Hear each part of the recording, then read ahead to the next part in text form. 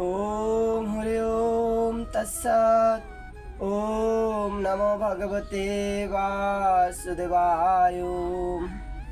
ওম অখণ্ড মণ্ডলাকারম ব্যপ্তম येन চরাচরম তৎপদম দর্শিতমেন তস্मै শ্রী গুরবে নমো। শ্রীমদ্ ভগবদ গীতা অত গীতার দ্বিতীয় অধ্যায় সাংখ্যযোগ। শ্রী ভগবান উবাচ যতস্য হি ধ্রুব মিত্রম ধ্রুবম জন্ম মিতস্য চ তস্মাৎ পরিহার্যে অর্থে ন ত্বাম শুচিতামর্হসি।